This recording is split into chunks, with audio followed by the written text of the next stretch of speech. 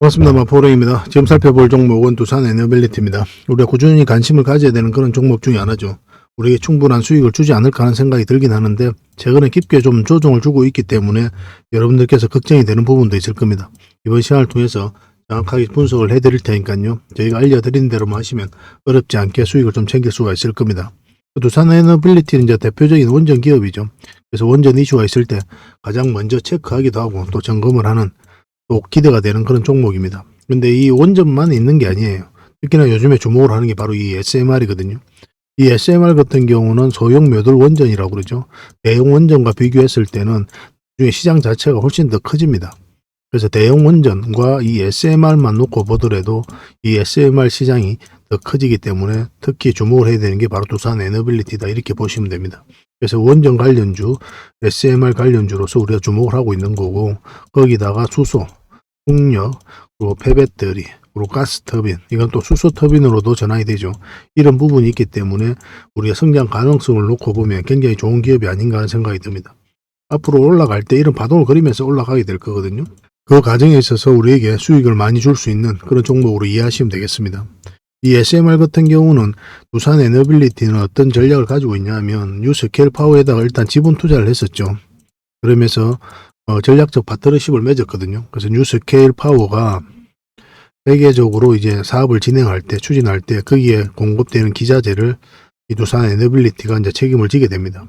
이 과정을 통해서 세계 1등의 파운드리 기업으로 성장해 가겠다는 확고한 목표를 가지고 있는 거죠.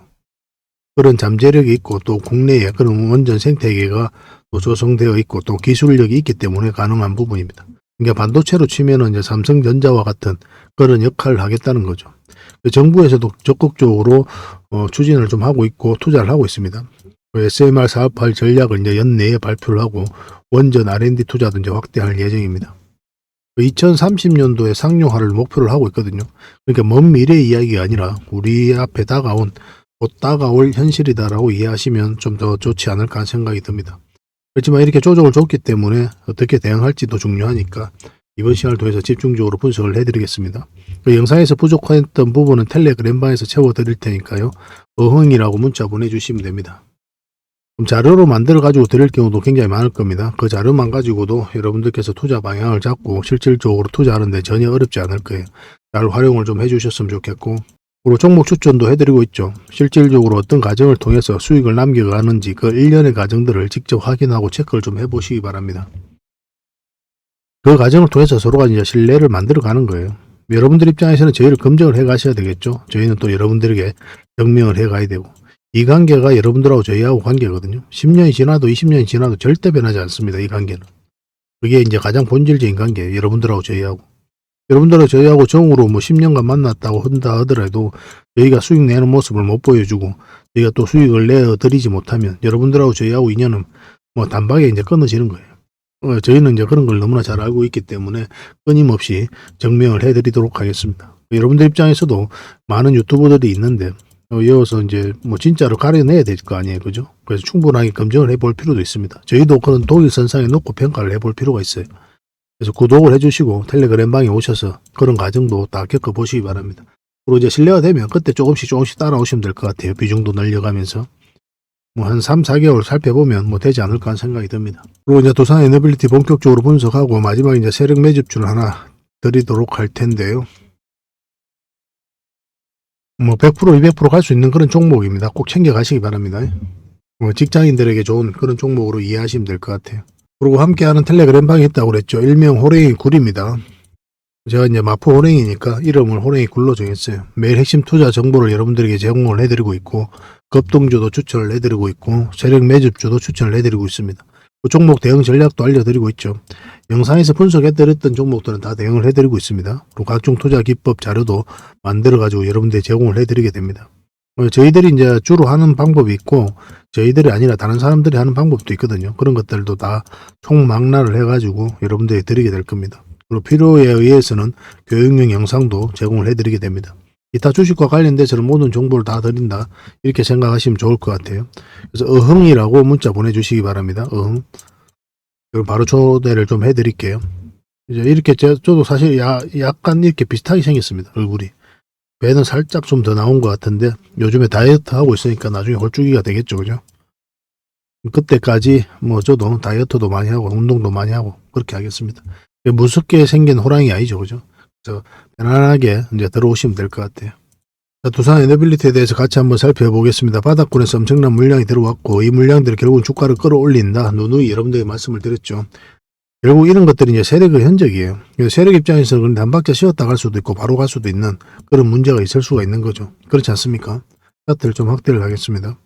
세력의 의도를 끊임없이 파악해 가는 게 우리의 일이에요. 결국 주가를 끌어올리는 거는 우리가 아니죠. 우리는 올라갈 것 같으면 사고 내려갈 것 같으면 파는 이 행위를 반복할 뿐이거든요. 그래서 올라가는 과정에 있어서 내려가는 과정에 있어서 우리의 노력과 의지가 전혀 통하지가 않아요. 지켜보는 것 뿐이지. 그 과정 속에서 계속 대응을 해가는 겁니다. 주식은 예측의 영역이 아니라 어떻게 보면 대응의 영역이다. 이렇게 이해를 하시는 게 또 현실적이지 않을까 하는 생각이 듭니다. 한번 상승을 했고 조정을 주고 있죠.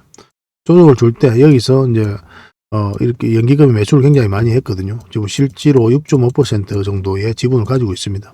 연기금 같은 경우는 단기 물량도 있긴 한데 단기 물량보다는 중장기 물량이 좀 더 많아요. 그래서 연기금도 이 두산 에너빌리티에 대해서 긍정적으로 보고 있다. 이렇게 이해하시면 되겠습니다. 그래서 이제 장기 평선 다 이탈했죠. 전에도 이제 영상에서 이제 말씀을 드렸는데 이 큰 추세가 바뀌려면은 어느 지점에 올라와야 된다 했습니까? 448선 위로 올라와야 된다고 그랬죠. 근데 최근에 이제 한번 올라왔단 말이에요.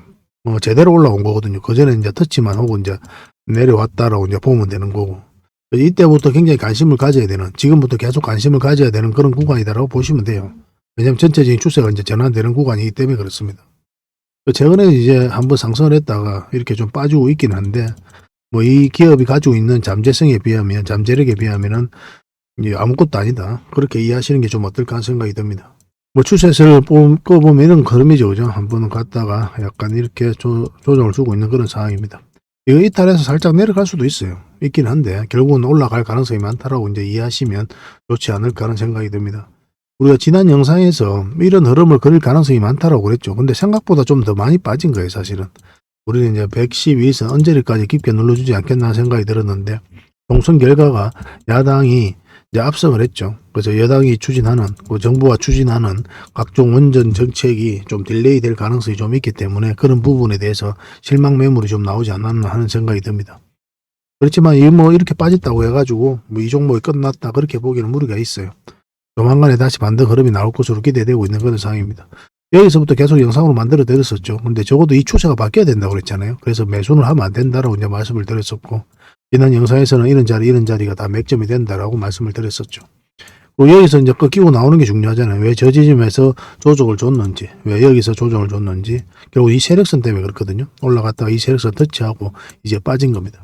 이거 돌파했으면 뭐 더 큰 상승 흐름도 나올 수가 있었어요. 최근에 이제 이런 흐름이긴 한데 오늘은 마이너스 1.2% 그렇게 하락을 했습니다. 어제 양봉이 나왔고 오늘 달적 음봉이 나오고 있는 그런 상황이죠.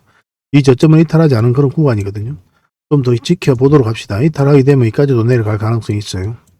그래도 올라간다라고 제가 생각하면 되겠지만 근데 어디서 매수했느냐에 따라서 우리가 선택은 좀 달라질 겁니다. 만약 여기까지 내려가게 되면 이 마이너스 폭도 적은 게 아니거든요. 그래서 이것을 감내할 수 있는 수준인지 없는지 그런 것들을 좀 평가를 좀 해봐야 될 것 같아요.